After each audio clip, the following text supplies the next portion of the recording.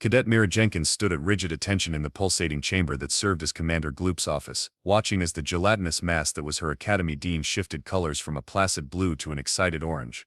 The translucent blob quivered with what Mira had come to recognize as administrative delight. Cadet Jenkins, the commander's voice resonated from somewhere within his amorphous form. Congratulations on being selected for this special reconnaissance mission. Thank you, sir, Mira replied, maintaining the perfect posture that had been drilled into her since becoming the first and so far only human accepted into the Galactic Federation Academy. I'm honored by the opportunity. Commander Gloop's body rippled in what might have been a chuckle. Yes, well, it is quite the honor. The mission involves charting the Vortex Nebula. Quite prestigious. The Vortex Nebula. Mira's eyebrow arched slightly. Isn't that the highly unstable region with unpredictable quantum fluctuations that's claimed 17 ships in the past solar cycle? 16 ships, corrected Gloop, a small bubble forming at his top. The 17th was merely misplaced. For 3 years. But they did eventually return. Most of them anyway. Mira nodded slowly. And may I ask why I was selected for this particular assignment, sir? Your exceptional qualities, of course. Gloop's body shifted to a brilliant yellow. Your species' remarkable ability to, what's that human term, roll with the punches. Our algorithms predict you're uniquely suited to this task. Your algorithms, Mira repeated flatly. The same algorithms that calculated humans couldn't possibly develop space travel because we'd be too busy hitting each other with sticks. Gloop's color dimmed slightly. Those calculations have since been revised. I see. And what exactly are my odds of success on this mission? The question caused Gloop to contract briefly before expanding again. A small display materialized in the air between them, showing a holographic number 2%. 2%. Mira read aloud. You're sending me on a mission with a 2% survival probability. It's actually our most optimistic projection. Gloop wobbled enthusiastically. Initial calculations put it at 0.47%, but we've factored in your species' bizarre luck factor.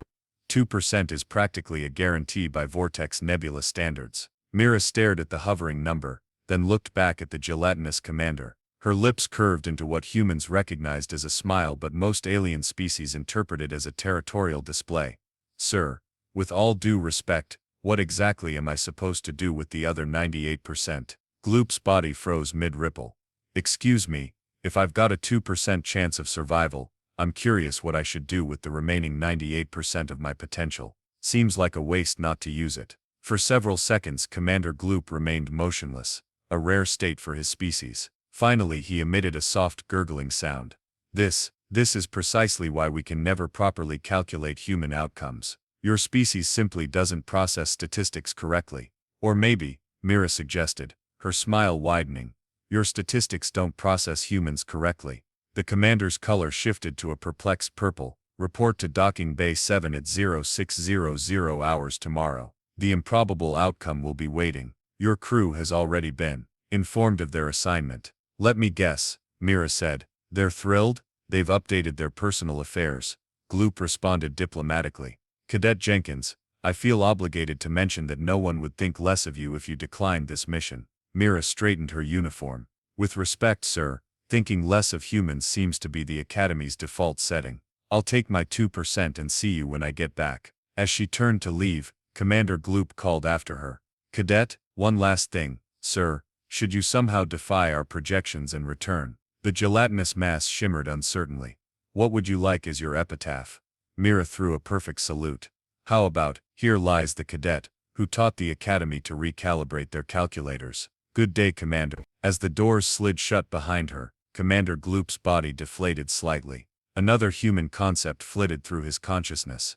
They called it having a bad feeling about this. He was pretty sure his feeling was at least 98% justified. Docking Bay 7 was suspiciously quiet when Mira arrived the next morning, duffel bag slung over her shoulder. The improbable outcome looked exactly as she'd expected.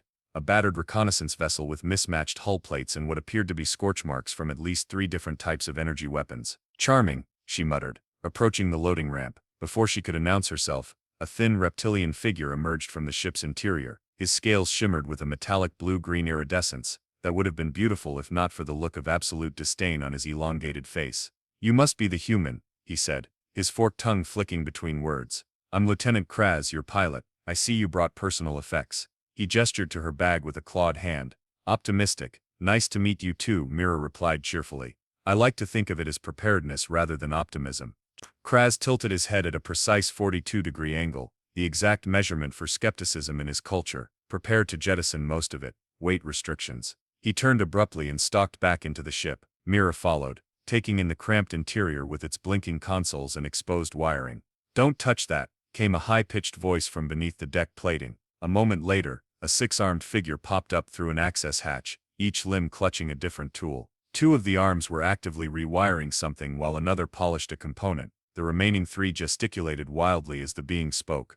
"You've got human oils on your epidermis that could contaminate the quantum flux regulators," the creature explained, blinking four eyes in rapid succession. "I'm Engineer Plex, by the way. Probability of you remembering my name beyond this mission, 12%. Probability of mission success with human addition to crew, decreased by 3.4%. "Pleasure," Mira said dryly. "I'd offer to shake hands but, unnecessary physical contact," Plex replied, six shoulders shuddering simultaneously. "Potential for static discharge, 7.2%. Mira sighed. "Is the entire crew this welcoming?" "I find them quite hospitable," came a serene voice behind her. Mira turned to see what appeared to be a 4-foot-tall lavender mushroom with bioluminescent spores floating gently around its cap. "But then again, I can read their thoughts, so the verbal hostility is rather redundant." "Medical Officer Voon, I presume." Mira extended her hand, then thought better of it. "Sorry, I don't know the proper greeting protocol for mycomorphs," supplied Voon, "and there isn't one.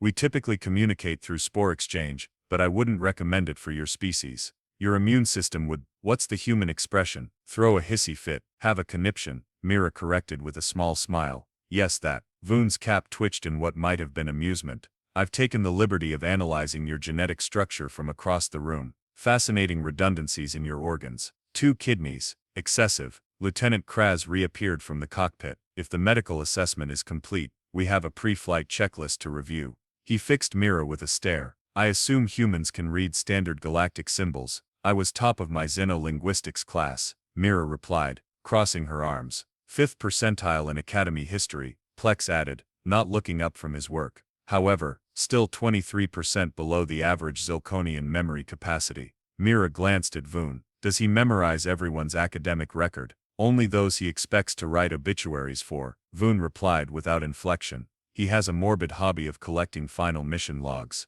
"Great," Mira muttered. "So I've got a pilot who already hates me, an engineer calculating my death odds, and a mushroom who can read minds. Anything else I should know before we take off?" The three aliens exchanged glances. "We drew straws," Kraz admitted finally. "Shortest one had to accept this mission." "You mean you lost?" Mira said. "No," Plex corrected, all six arms momentarily pausing their work. "We all cheated to get the longest straws. Commander Gloop detected the manipulation and assigned us anyway as punishment." "So we're all being punished with a suicide mission?" Mira asked incredulously.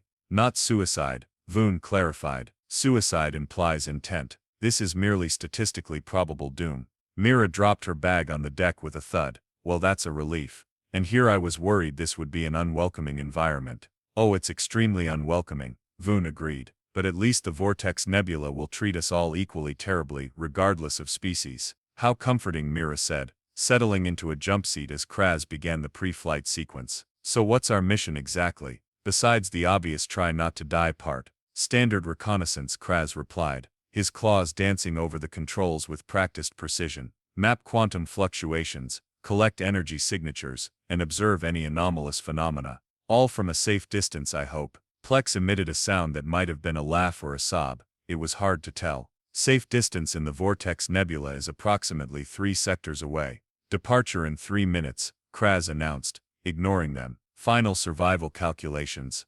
2.14%, Plex responded automatically. Mira buckled her harness. "You know, on Earth we have a saying, statistics are like bikinis. What they reveal is suggestive, but what they conceal is vital," Voon finished for her. "Yes, I picked that from your thoughts. Very clever, but irrelevant to our current situation." "Actually," Mira said with a grin, "I was going to say they're like bikinis. I don't look good in either." A moment of stunned silence filled the cabin before Voon's cap began to quiver with unmistakable laughter. Even one corner of Kraz's mouth twitched upward. "Probability of human using humor as defense mechanism, 99.8%, muttered Plex, but Mira noticed one of his 6 hands gave a small thumbs up when he thought she wasn't looking. As the engines rumbled to life and the ship began to lift off, Mira wondered if maybe, just maybe, the other 98% of her chances weren't written off quite yet. The improbable outcome glided through the outer fringes of the Vortex Nebula, its sensors stretched to maximum sensitivity. Through the viewports, swirling clouds of luminescent gases painted the void in shades of crimson and violet. It was breathtaking in the most literal sense. The sight actually made Mira momentarily forget to inhale.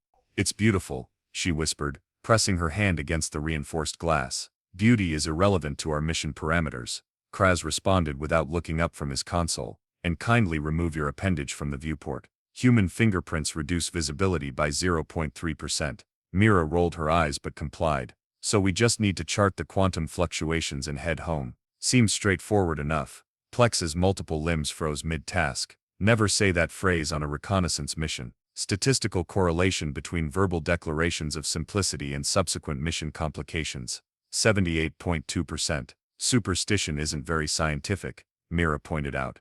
"It's not superstition," Voon replied from the medical station. "It's pattern recognition across 3,427 Federation missions. Every time someone says straightforward or simple, the universe seems determined to prove otherwise." As if on cue, the ship's alarms blared to life. Kraz's scales stiffened. "Massive gravitational anomaly detected, bearing 043 Mark 27.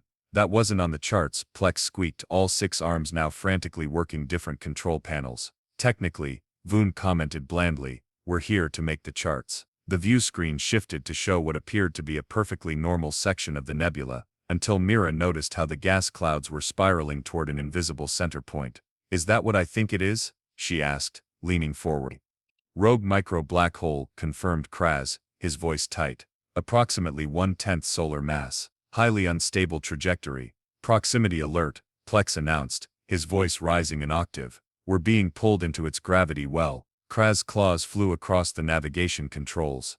"Engaging maximum thrust. Plotting evasive course." The ship lurched as the engines strained against the invisible pull. Warning lights flashed across every console.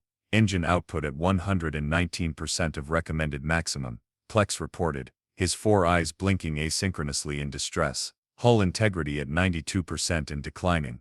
Probability of structural failure in 7.3 minutes 63.9%. "Can we break free?" Mira asked, gripping her seat as the ship shuddered violently. "Negative," Kraz hissed. "The gravitational gradient is too steep for our current thrust capacity." Voon's cap darkened several shades. "I'm detecting unusual quantum activity at the event horizon. It's not behaving like a standard black hole." Mira stared at the view screen, watching the mesmerizing spiral of gases. Something about the pattern tickled at her memory. A lecture from her advanced astrophysics class. "Wait," she said suddenly. "What if it's not just a black hole? The Vortex Nebula is known for quantum instabilities, right? This could be a quantum phase transition point."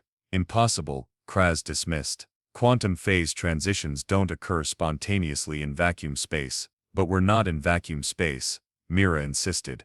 "We're in a nebula saturated with exotic particles. Look at the spiral pattern. It's not continuous, it's pulsing." The crew fell silent, all eyes turning to the view screen. Sure enough, the inward spiral of gases showed a rhythmic fluctuation. "She's right," Voon confirmed after a moment.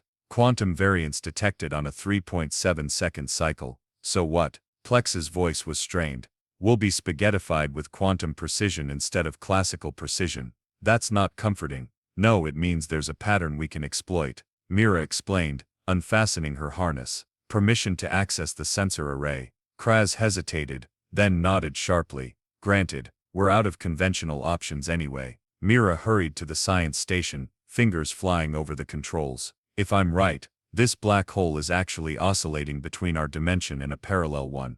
There should be a moment in each cycle where its gravitational influence is significantly reduced." "Even if that's true," Kraz argued, "our engines can't accelerate quickly enough to escape in such a brief window." "We don't need to escape," Mira replied, a reckless grin spreading across her face. "We need to slingshot." Plex's multiple limbs flailed in alarm. "Slingshot? Around a black hole? Probability of survival, 0.09%. "Not around it," Mira corrected. "Through the phase transition point, timed exactly to the quantum fluctuation cycle." A stunned silence fell over the bridge. "That's," Kraz began. "Insane," finished Voon. "Actually," Plex said quietly. Theoretical models suggest it could work, if timed with absolute precision, and if we're off by even a microsecond, Kraz demanded. Then we get to see what's on the other side of a black hole, Mira admitted. But it's our only shot. Another violent shudder rocked the ship. Hull integrity at 78%, Plex reported. We have approximately 4.2 minutes before structural collapse. Kraz's reptilian eyes narrowed. I cannot in good conscience approve such a reckless maneuver. Noted, Mira said, still working on the calculations. But as the only being on this ship with a demonstrated ability to think outside conventional parameters, I'm invoking Emergency Protocol 47B. There is no such protocol, Kraz snapped. Actually, Voon interjected, there is. In situations of imminent catastrophic failure, unconventional solutions may be implemented at the discretion of any crew member with relevant expertise, if no conventional alternatives remain. And what relevant expertise does a human cadet possess? Kraz demanded. Mira's fingers paused over the console. Earth was considered too primitive to join the Federation until we accidentally created a quantum entanglement drive while trying to build a better toaster. We specialize in successful accidents. She turned to face the crew. So are we doing this? Another lurch, more violent than before. Warning klaxons intensified. Hull integrity at 64%, Plex whispered. Kraz stared at Mira for a long moment, then swiveled back to the pilot's console, transferring navigational control to Science Station. May whatever deities exist, have mercy on our molecular structure. Calculating entry vector, Mira announced, her voice steady despite the adrenaline coursing through her veins. Synchronizing with quantum fluctuation cycle. We'll hit the transition point in 3, 2, 1. She slammed the execute button. The improbable outcome lurched forward, engines screaming as they pushed the ship directly toward the center of the gravitational anomaly. Every warning system on the vessel blared simultaneously. The view screen filled with swirling gases, then darkness, then a blinding flash of light that shouldn't exist near a black hole. For a moment that felt like eternity, the universe ceased to make sense. Mira had the distinct impression of being everywhere and nowhere simultaneously. Her consciousness stretched across multiple possibilities. Then reality snapped back like an elastic band. The ship burst out of the anomaly on a tangential vector, spinning wildly but intact, the black hole now rapidly receding behind them. We're alive. Plex sounded genuinely shocked. Course stabilizing, Kraz reported, his usual composure shattered, gravitational influence diminishing. We're clear of the anomaly. Hull integrity, Mira asked, sagging against the console. 47%. Plex answered, multiple systems compromised. Primary drive offline, but we're intact. That was either the most brilliant or most foolhardy maneuver I've ever witnessed, Voon observed, cap pulsing with vivid colors. Can't it be both? Mira asked with a weak smile. We're stranded near uncharted space with a crippled ship, Kraz pointed out, scales shifting to a worried gray. I'm not certain success is the appropriate term. Mira glanced around at the damaged bridge, sparks flying from overloaded circuits and emergency lighting casting everything in an eerie red glow. We're alive, she said firmly, which means our survival probability just jumped significantly above 2%. I'd call that a win. Survival probability now calculated at 12.6%. Plex offered, sounding almost cheerful. A six-fold improvement. See, Mira grinned. And we've still got 87.4% to work with. Damage assessment complete, Plex announced, all 6 arms drooping in what Mira had come to recognize as his expression of technical dismay. Primary drive crystals fractured, quantum stabilizers offline, communication array functioning at 18% capacity, insufficient for subspace transmission. Translation for the human, Mira asked, applying a self-sealing patch to a small hull breach near the science station. We're dead in space, Kraz stated flatly. No faster-than-light capability, limited sublight maneuvering, no way to call for help, and we're drifting toward an uncharted region of space. Voon added helpfully, where most ships that enter do not return. Mira paused her patching efforts. You couldn't have mentioned that last part before now. It seemed redundant, given our already precarious situation. Voon replied, bioluminescent spores dimming slightly in what might have been embarrassment. 12 hours had passed since their narrow escape from the black hole. The crew had worked tirelessly to stabilize life support and assess the damage. The prognosis wasn't good. Can we repair the drive? Mira asked, wiping sweat from her forehead with her sleeve. With a fully equipped space dock and specialized technicians perhaps, Plex said. With our current resources, probability approaches zero. So we wait for rescue, Mira suggested. Surely the Academy will send someone when we miss our check-in. Kraz's scales rippled in what she now recognized as the reptilian equivalent of a humorless laugh. The Academy sent us because they didn't want to risk valuable assets in this region. They'll note our presumed loss and update their risk algorithms. That's cold, Mira muttered.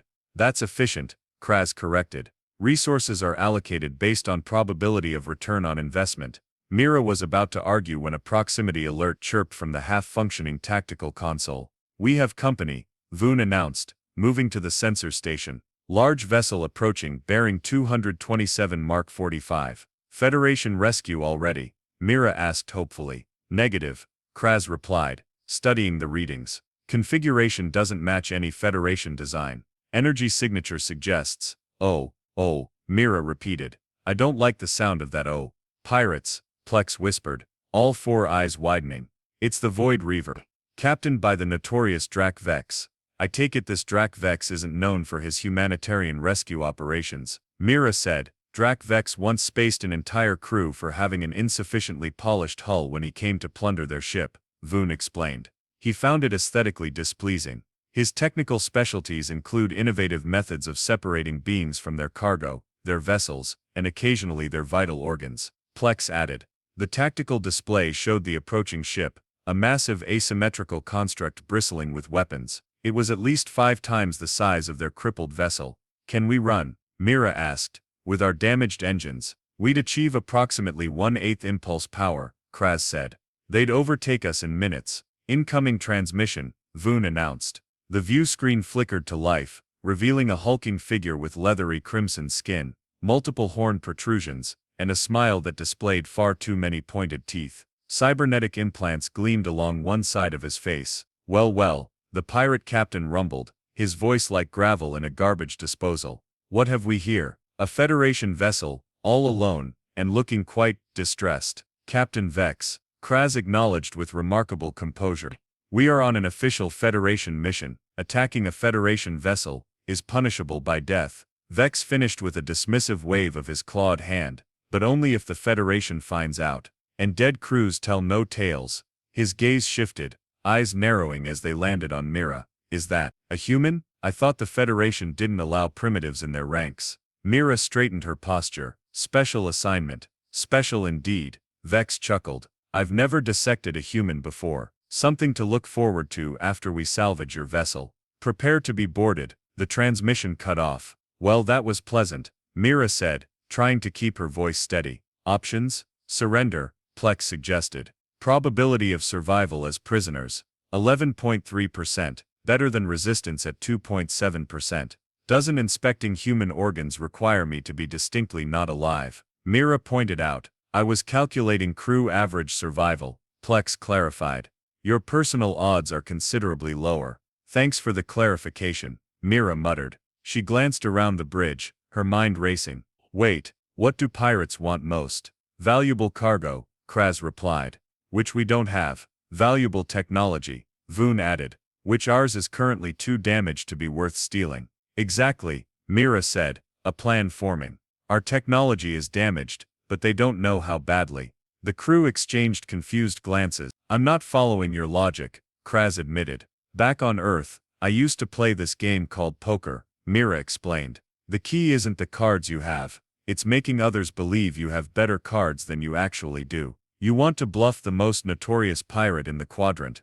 Plex sounded incredulous. Probability of success. Don't tell me the odds, Mira cut him off. Just tell me if we have any working external lights, and if the translator can handle what I'm about to do. 20 minutes later, when the Void Reaver moved into boarding position, they were greeted by an unexpected sight. The damaged Federation vessel was now pulsing with rhythmic patterns of light along its hull, while the remnants of its communication array emitted a strange harmonic frequency.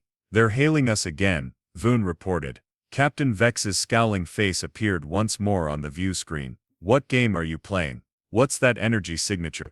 Mira stepped forward, now wearing what appeared to be several sensor modules strapped to her uniform, and a hastily constructed headpiece made from spare parts. Captain Vex, she said with exaggerated formality. I regret to inform you that boarding this vessel would be unwise. Is that so, human? Vex sneered. And why would that be? Because, Mira continued, maintaining a perfectly serious expression, this isn't actually a standard reconnaissance ship, it's a prototype. A very advanced, very unstable, very classified prototype. Behind her she could sense her crewmates' confusion, but thankfully they remained silent.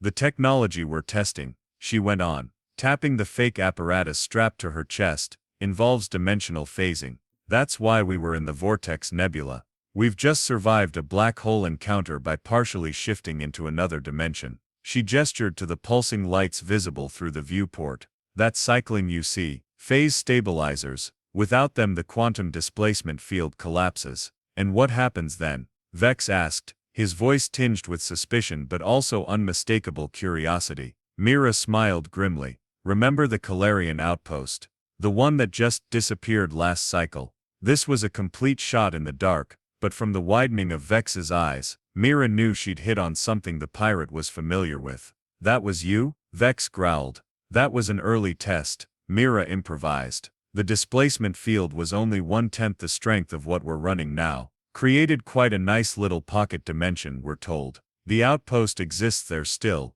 though time runs differently. For them, it's been about 30 seconds since the accident. It was complete nonsense, but delivered with such conviction that even Plex stared at her in momentary belief. You expect me to believe the Federation has dimensional technology? Vex scoffed, but with noticeably less confidence. Why do you think they sent a human? Mira countered. Our brains are wired differently. We can perceive dimensional shifts that would drive other species insane. It's our only useful quality, really. She reached up and adjusted her makeshift headpiece. Now, Captain, I should warn you that our containment is precarious after the black hole incident. If your boarding disrupts the phase synchronization, she let the statement hang ominously. You'd destroy yourselves too, Vex pointed out. True, Mira acknowledged. But we're already operating on a 2% survival probability. Technically we'd be exceeding expectations. For several long seconds, Vex stared at her, cyborg eye whirring as it adjusted focus. Send us your research data,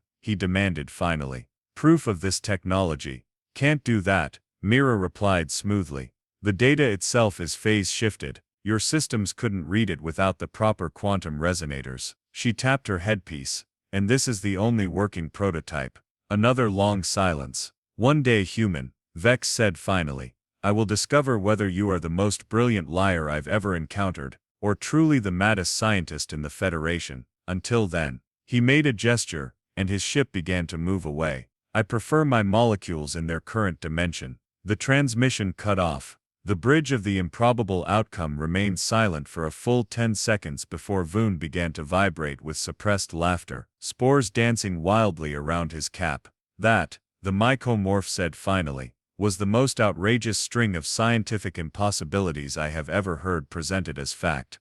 Did you actually make all of that up? Kraz asked, sounding both horrified and impressed. Every word, Mira confirmed, removing the useless apparatus from her uniform. Though I'm guessing there really was a Calarian outpost that disappeared. Major incident 2 cycles ago, Plex confirmed. Still unexplained. Probability of actually being a dimensional experiment, 0.0000001%. But probability of Captain Vex believing it could be, evidently quite high. Mira grinned, collapsing into her chair as adrenaline gave way to exhaustion. Sometimes the most effective bluff is the one so outrageous, no one thinks you'd dare to make it up. I've updated our survival probability to 23.7%, Plex announced, sounding almost cheerful, based primarily on the human's demonstrated capacity for creative deception.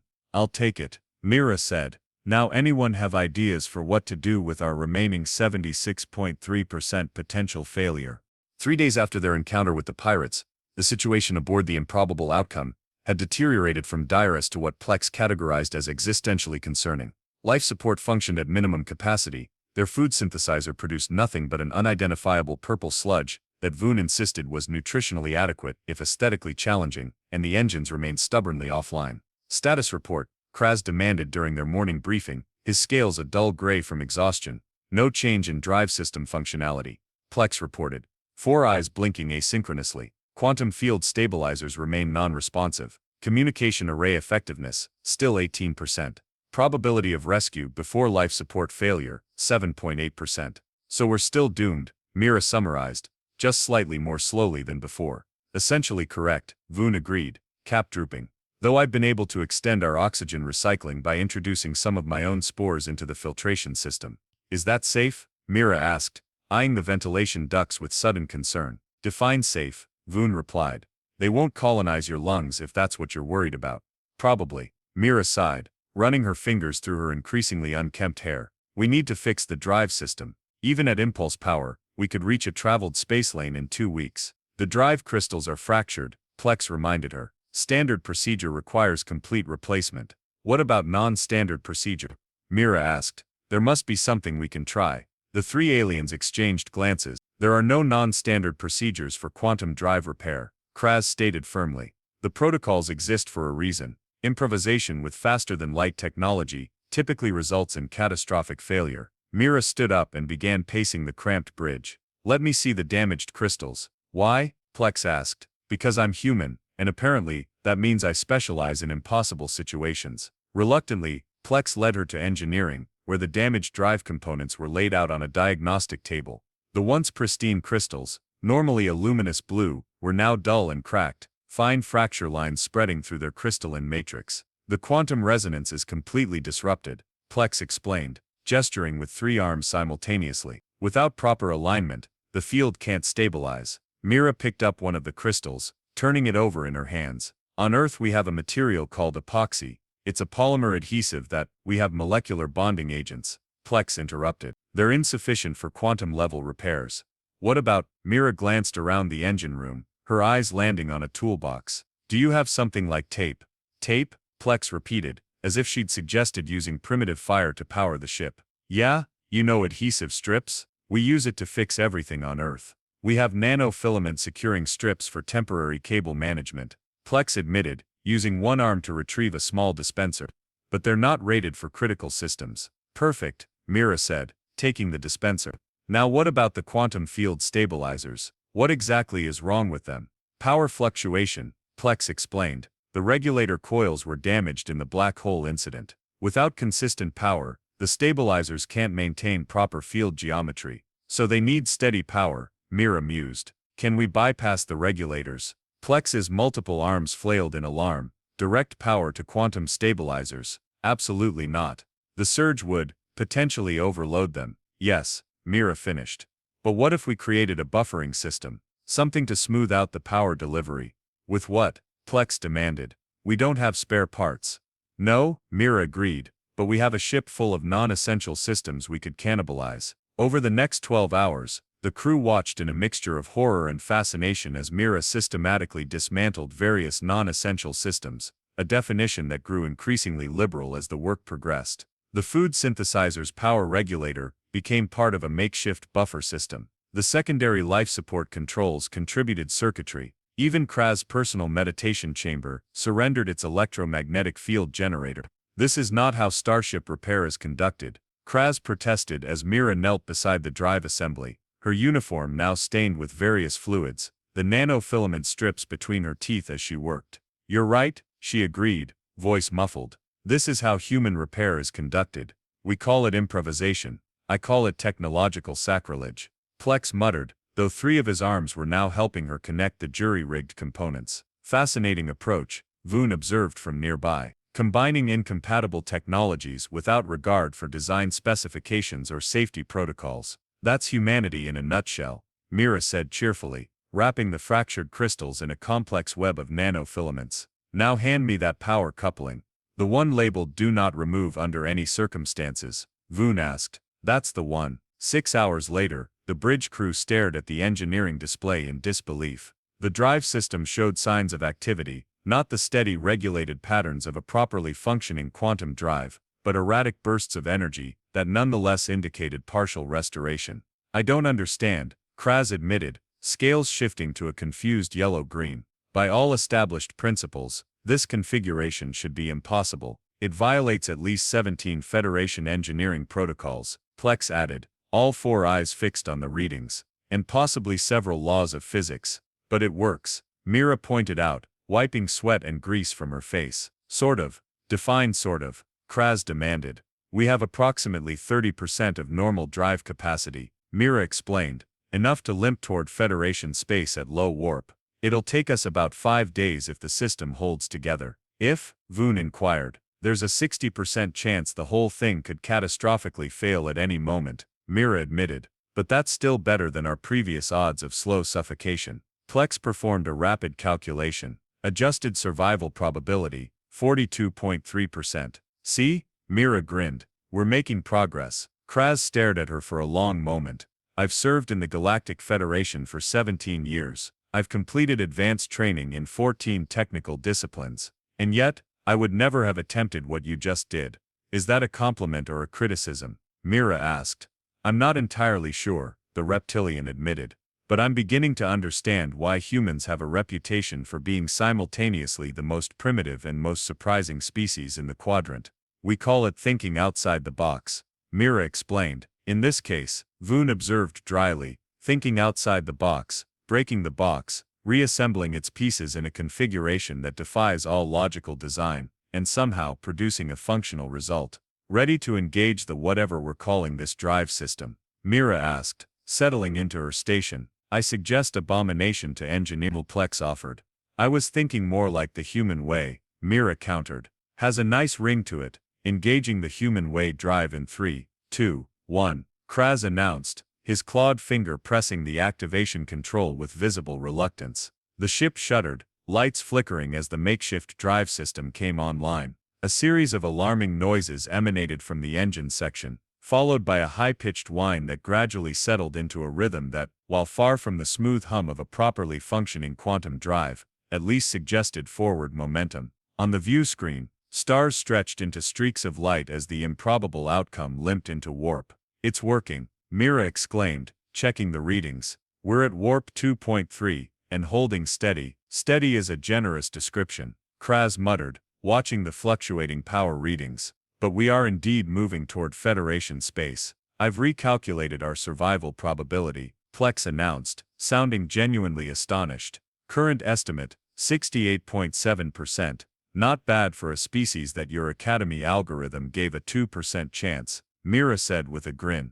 I believe, Voon commented thoughtfully, that the algorithm failed to account for a critical variable. What's that? Mira asked. The human capacity to completely ignore established procedure in favor of what you call winging it. It's one of our best qualities, Mira agreed. That, and our stunning good looks. For the first time since they'd met, Lieutenant Kraz actually laughed, a strange hissing sound but unmistakably amused. I will make a formal recommendation upon our return, he said, scales shifting to a more vibrant blue. The Academy's human assessment protocols require significant revision. I look forward to reading it, Mira replied, leaning back in her chair as the jury-rigged ship carried them homeward. Assuming the human way doesn't blow us to atoms first. Based on current readings, Plex offered, probability of catastrophic drive failure before reaching Federation space, 31.3%. So we've still got about a 30% chance of spectacular failure, Mira summarized. I can work with those odds. The improbable outcome limped into Galactic Federation Academy's primary docking bay, trailing wisps of plasma and making sounds no properly maintained starship should ever produce. Its hull bore the scars of their journey, scorch marks from the black hole encounter, makeshift patches covering microfractures, and what appeared to be several external components held in place by liberal applications of nanofilament strips. A crowd had gathered in the docking bay. Word of their approach had spread quickly after their cobbled-together communication array had managed to transmit a single static-filled message, improbable outcome returning. Prepare medical team, and possibly exorcist for the drive system. As the boarding ramp extended, jerking halfway down before completing its descent with an ominous groan, the first figure to emerge was Cadet Mira Jenkins. Her uniform was tattered and stained with at least 7 different mechanical fluids. Her hair stuck out at impossible angles, and she wore what appeared to be makeshift epaulets fashioned from circuit boards. Behind her came the rest of the crew, looking equally disheveled but unmistakably alive. At the front of the welcoming committee, Commander Gloop's gelatinous form quivered in what could only be described as gelatinous shock, his usual placid blue color shifting rapidly through various shades of disbelief. Cadet Jenkins, he managed finally, several small bubbles forming and popping across his surface. "You're alive." "Last time I checked, sir," Mira confirmed, offering a somewhat less than regulation salute. "We've returned with comprehensive data on the Vortex Nebula, including the first recorded readings from the quantum event horizon of a rogue black hole." And Lieutenant Kraz added, stepping forward, "A functional, if deeply unconventional, method of repairing fractured quantum drive crystals using non-standard materials. Plus," Plex chimed in, all 6 arms gesturing excitedly, "empirical proof that the Academy's risk assessment algorithms require significant recalibration when applied to human personnel." Commander Gloop's form contracted, then expanded several times, as if trying to process this information. "But, the mission parameters, the statistical projections, were wrong," Voon stated simply, cap pulsing with amused bioluminescence. "Specifically, they failed to account for what we now refer to as the human factor." A murmur ran through the gathered crowd of Academy personnel. Several senior officers were already examining the data packets being transmitted from the ship's logs, their expressions ranging from disbelief to grudging admiration. "I should inform you," Mira added, "that the ship's drive system is currently held together by what my engineer has officially designated as technological heresy, so I recommend a full containment protocol before anyone attempts to study it." Also, Plex noted, "The food synthesizer now produces only a purple substance that tastes simultaneously like nothing and everything. We've been living on it for days. Medical evaluation may be advisable." Commander Gloop's color stabilized into a thoughtful purple. "This is unprecedented. The Academy Review Board will need to analyze your methods and results." "By all means," Mira agreed cheerfully. "I'm particularly proud of how we bluffed the notorious pirate Drak Vex into believing our ship contained experimental dimensional technology." Another shocked murmur rippled through the crowd. "You encountered the Void Reaver," one senior officer gasped, "and survived." Cadet Jenkins convinced Captain Vex that she was conducting classified dimensional experiments. Kraz explained, his scales now a proud vibrant blue, using nothing but damaged external lights, communications feedback, and what I can only describe as pure audacity. "It was mostly the audacity," Mira admitted. Commander Gloop's form undulated with what might have been a sigh. "Cadet Jenkins, while your results are impressive, your methods represent a concerning departure from Academy protocols." "With respect, sir," Mira replied, "Academy protocols gave us a 2% survival chance. My methods got us home with valuable data, and a crew that's not only alive but has developed a new appreciation for human problem-solving approaches." "It's true," Voon confirmed. "I've begun incorporating human improvisations techniques into my medical practices. Just yesterday, I successfully treated Lieutenant Kraz's sail inflammation using a modified food synthesizer component and 3 drops of my own spore extract." "I can move my tail again," Kraz acknowledged, "though it occasionally glows in the dark now." Commander Gloop's surface rippled thoughtfully. After a moment, a small display materialized in the air between them. "Our assessment algorithms have processed your mission data," he announced. "Your performance has resulted in an updated survival probability calculation for humans in high-risk scenarios." The holographic display flickered, then displayed a number 3%. Mira stared at the floating digit in disbelief. 3%, after everything we accomplished. That's only a 1% improvement. Actually, Commander Gloop's voice took on a note of what might have been admiration. Given the parameters involved, a 1% increase represents a 50% improvement over the original assessment. Quite remarkable. Mira opened her mouth to argue, then closed it, shaking her head with a rueful smile. "Well, I suppose that's progress." "Indeed," the commander agreed. "In fact, based on these revised calculations, the Academy is considering assigning additional human cadets to other high-risk missions." "Poor souls," Mira muttered. "There is also the matter of your formal evaluation," Commander Gloop continued. "Despite your unorthodox methods, the mission objectives were technically accomplished. The review board has determined that you and your crew are to be commended for exceptional performance under extreme circumstances." A ripple of surprise passed through the assembled Academy personnel. Commendations for first-year cadets were virtually unheard of. "Thank you, sir," Mira said, standing a little straighter despite her exhaustion. "But the credit belongs to the entire crew. They trusted me when there was no logical reason to do so." "The merit of illogical approaches in certain scenarios has been duly noted," Commander Gloop acknowledged. "Now, report to medical for evaluation. Afterward, the Academy would be most interested in a detailed briefing on this human-way drive system you've developed." As they turned to leave, Commander Gloop called after her, "One more thing, Cadet Jenkins. Sir, given your new survival assessment of 3%, What do you intend to do with the remaining 97%? Mira glanced back at her crew, Kraz standing tall despite his occasionally glowing tail, Plex's 6 arms giving her a synchronized thumbs up, and Voon's cap pulsing with colors that somehow conveyed both amusement and pride. Well, sir, she replied with a grin. I was thinking of requesting command of my own reconnaissance vessel, preferably one with a more optimistic name. The probability of the Academy granting such a request to a first-year cadet is approximately 0.04%. Commander Gloop informed her. Mira's grin widened. Those are better odds than I started with on the last mission. I'll take them. As they made their way toward the medical bay, followed by curious whispers and surreptitious glances, Lieutenant Kraz fell into step beside her. You realize, he said quietly, that the Academy will never be quite the same after this incident. Your methods challenge centuries of established protocol. Good, Mira replied. Maybe it's time for a little human chaos in your orderly galaxy. I've updated my personal assessment algorithm, Plex announced, joining them. Probability of Cadet Jenkins causing significant disruption to Academy traditions, 99.87%. And probability of us voluntarily joining her on whatever impossible mission she undertakes next. Voon asked, spores dancing with amusement. Plex's 4 eyes blinked in perfect synchronization for once. 100%. Those, Mira said, throwing her arms around her unlikely crew, are the kind of odds I can work with.